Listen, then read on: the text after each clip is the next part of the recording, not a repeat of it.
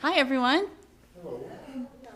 Thank you so much for joining us for our first faculty concert in our faculty concert performance series, which is live streamed using our new professional live stream setup right here from Gruber Recital Hall at the Manchester Community Music School. My name is Aubrey Dion, and I'm the Performance Leadership Director here at the school. We have an excellent lineup of concerts. Each concert is on the third Thursday of each month at 7 p.m., and you can watch here in person or live streamed at home. You can view the entire lineup on our website, www.mcmusicschool.org. With us tonight are 3 MCMS faculty members. We have Zeb Cruikshank on guitar, Jared Steer on drum set, and Scott Kiefner on bass. They are, we should applaud. They are performing a bunch of original songs written by Zeb and the jazz standards that inspired him. So I hope you enjoy this concert and these 3 great jazz talents.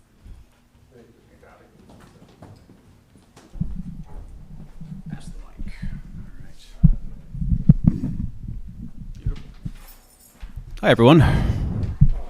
Can you hear me? Check 1, 2. Is this thing on? Okay, good, cool.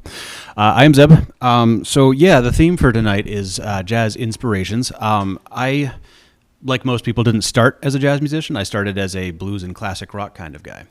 But the more I started learning about jazz and other styles of music, the more I realized that they're not necessarily that far apart sometimes. There is some crossover, and there's something you can kind of get from every style of music. So I kind of wanted to maybe talk a little bit about my own musical journey and play some songs that I wrote that kind of reflect that. So this first one, there is a famous B.B. King song called "The Thrill Is Gone." If there was ever a famous B.B. King song, that would be it. So that kind of represents where I started as a musician, playing blues. But then I took that form, which is a common thing to do in jazz, where you take a form that you like to improvise over, and you kind of write your own melody or things to it. So I took that and made it a little bit, added a couple changes to it to make it a little jazzy, tweaked a couple things. And it's an instrumental song, so I had to come up with a name for it, so I call it "The Grill Is On." Thank you. All right. Here we go. 1, 2, 3.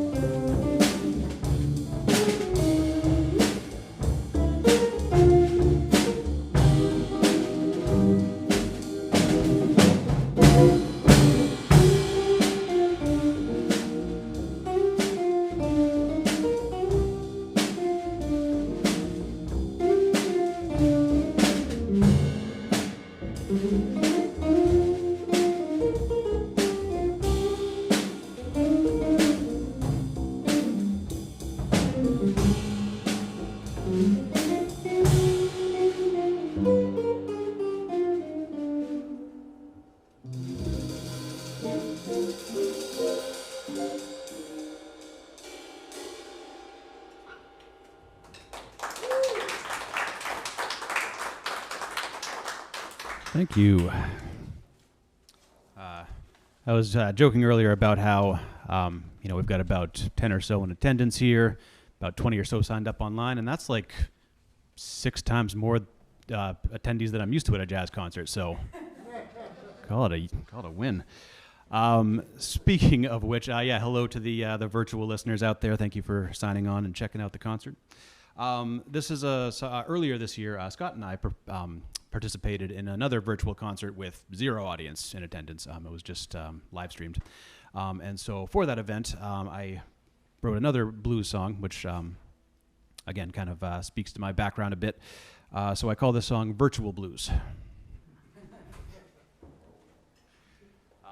And by the way, just to kind of get a little background on this too, shortly after I went through my high school blues phase and started getting into jazz a little bit more, one of the first albums I picked up was a classic Miles Davis album called Kind of Blue, which if you are not familiar, you should do something about that. And there was a couple songs on there that kind of inspired this one, sort of just a mellow, jazzy kind of blues progression. One of them was called All Blues, and another one is called Freddie Freeloader, both of which are just kind of laid-back blues tunes, which was sort of the vibe I was going for on this one.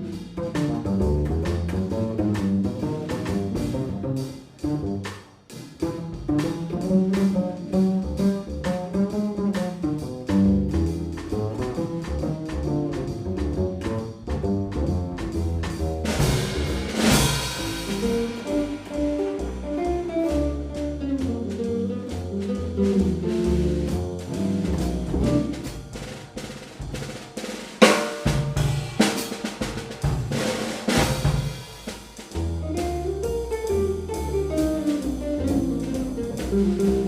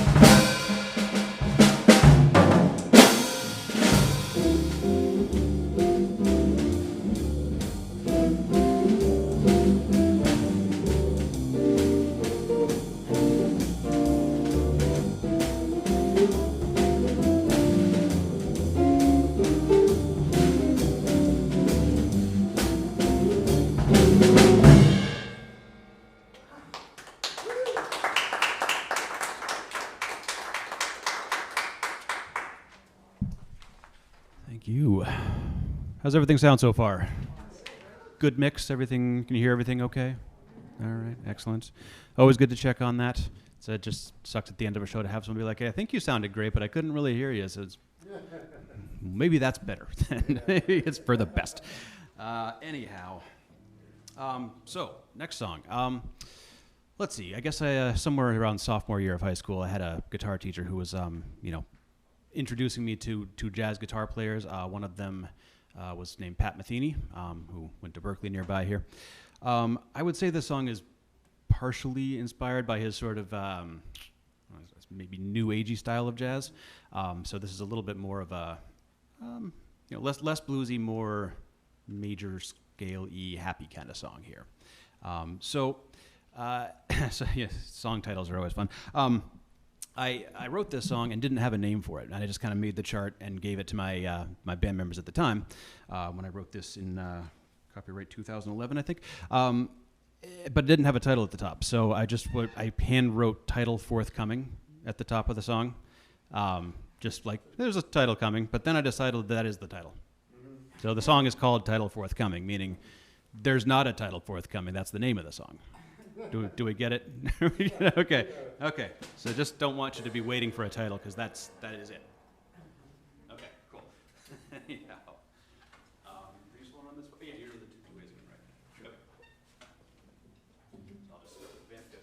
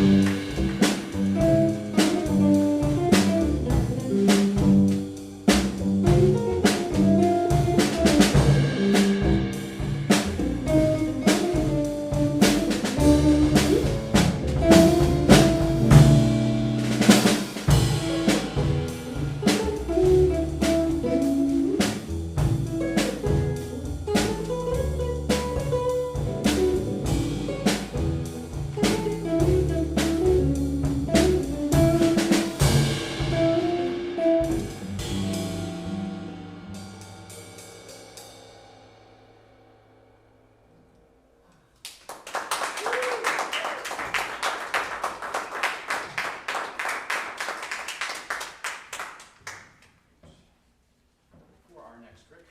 So this is a Latin jazz song. One of my favorite songs in the Latin jazz genre plays a song called Black Orpheus.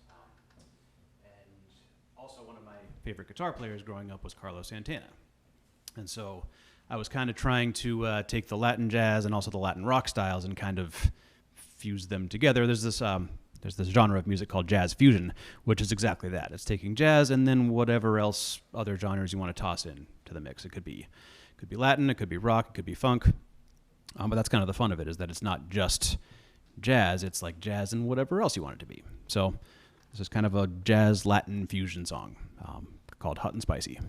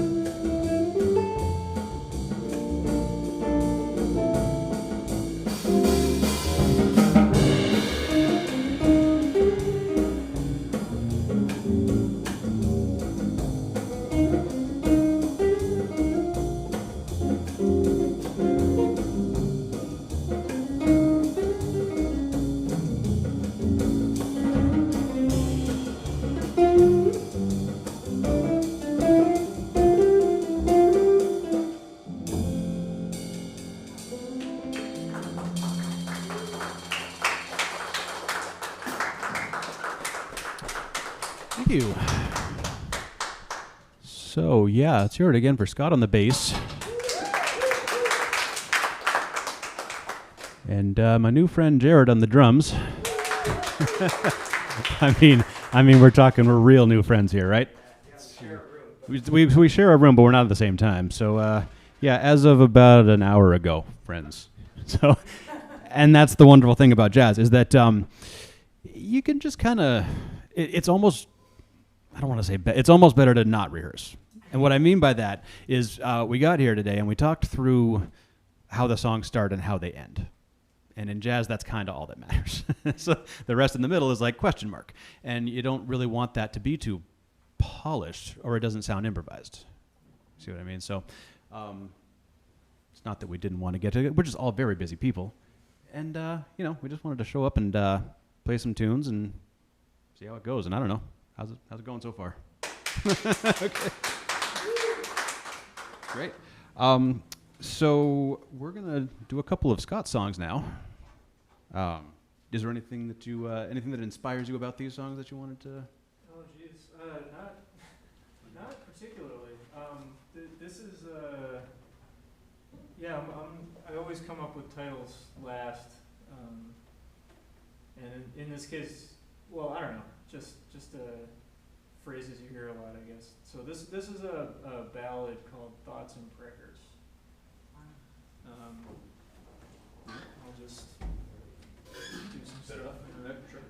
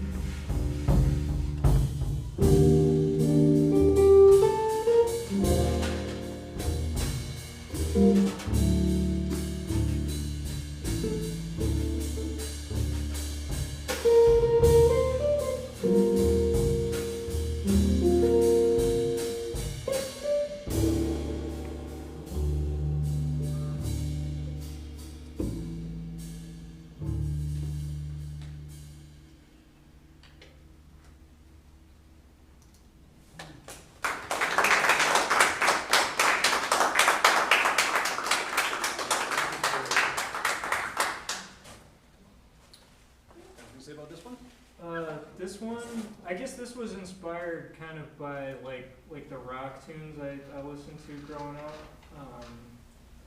and trying to make something that was a jazz tune but sort of had the energy of maybe a rock tune or a punk tune or something like that. And it's called Sea Legs. Just another phrase that popped in my head. It also occurred to me that it could be seal eggs. Maybe that's something. I like it. Unfortunately, due to COVID precautions, we cannot open the mosh pit tonight. So otherwise, we'd be throwing elbows, but, you know, we'll get there. We'll get there.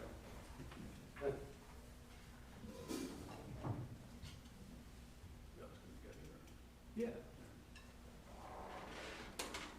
1, 2, 1, 2.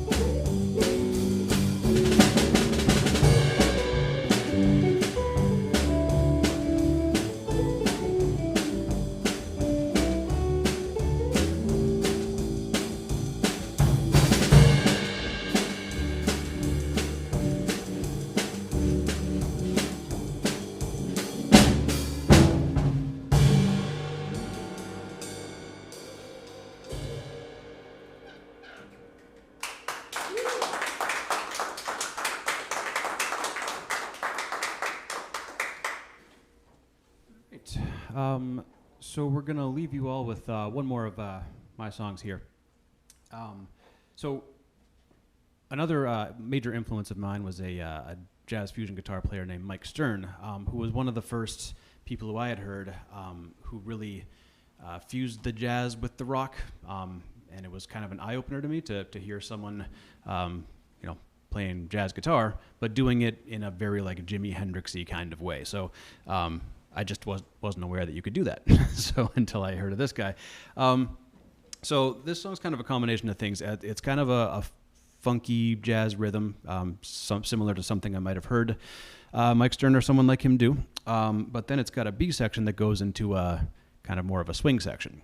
I heard, I guess I just wanted to sort of blend a little bit of that traditional swing style of jazz into this. So it's kind of changing feels. It keeps the groove from getting stale, I think. So I like to kind of switch it up in that way. Anyway, primarily it's kind of a funky song.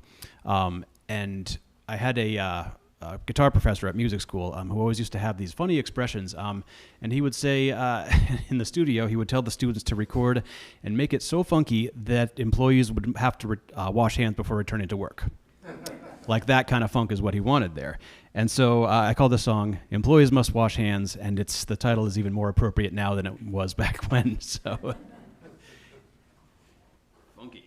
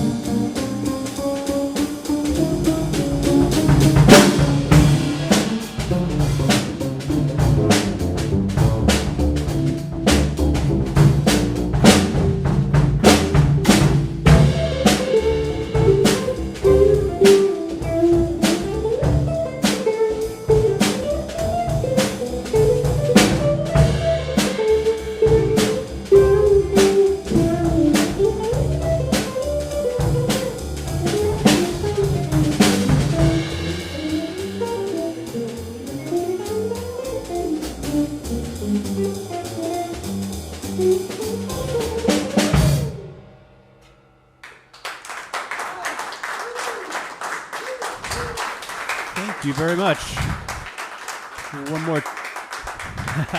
One more time for Scott Kiefner on the bass. Jared Sear on the drums.